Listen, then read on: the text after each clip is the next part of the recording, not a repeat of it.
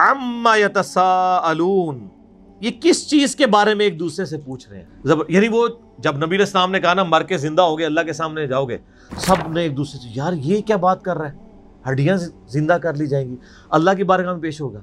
अब ये एक नई खबर थी तो सारे चेमा गोइयां शुरू हो गई।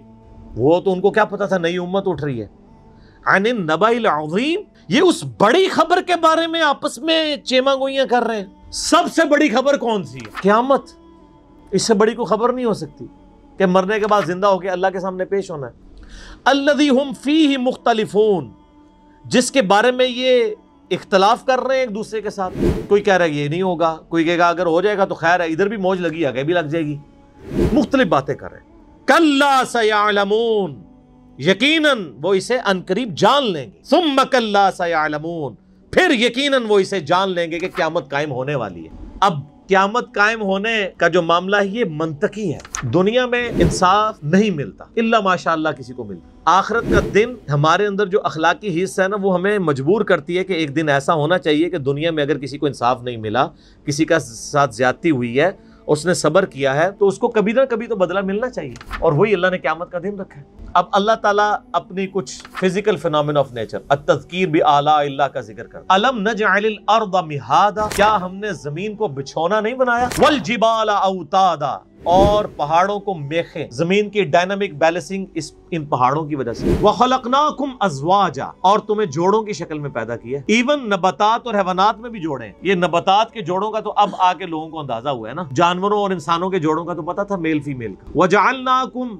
वजअलना नौमकुम सुबाता, और हमने बना दिया तुम्हारे लिए नींद को आराम का बायस। सर ये नींद क्या चीज है? कोई बड़े से बड़ा बुजुर्ग अपने आप को नींद से बेनियाज कर सकता है? पेशाब से, मौत से? तो बस यही तो फर्क है खालिक और मखलूक का। रोटी से कोई बेनियाज कर सकता? जो शख्स रोटी का मोहताज हो, पेशाब ना रोक सकता हो, नींद ना रोक सकता हो, अपना बुढ़ापा आने को ना, कोई बुजुर्ग ऐसा है जो कि जी मैं हुक्म देता हूँ कि मेरे दाढ़ी के बाल काले ही रहेंगे, है किसी का इख्तियार? वो कितना लाचार है। इसीलिए अल्लाह ने फरमाया ला तख़ुज़ुहु सिनतुम वला नौम, अल्लाह को ना नींद आती है ना ऊँग आती। ये बहुत बड़ी क्वालिटी है, और ये ऐसी क्वालिटी है जो एक अनपढ़ को भी समझ आती है, एक पढ़े लिखे को भी, क्योंकि हम सबका ही एक्सपीरियंस, ये वो एक्सपीरियंस है जो दुनिया में हर इंसान का है कि अगर हम 24 घंटे के अंदर एक दफा ना सोएं, अगले 24 घंटे में हम परफॉर्म ही नहीं कर सकते। लाए को दुनिया का बड़े से बड़ा जीनियस बंदा भी, एफिशिएंसी कम होनी शुरू हो जाएगी। 48 घंटे जाग जाए और कम, 72 घंटे तक तो वैसे ही वो आपको जहां पड़ा होगा वहीं पड़ा रह जाएगा। क्यों? ये मशीनरी परफॉर्म ही नहीं कर सकती नींद के बगैर। सर ये आपके सामने चीज होगी, फिर आपको इस आयत के जानदार होने का पता लगेगा।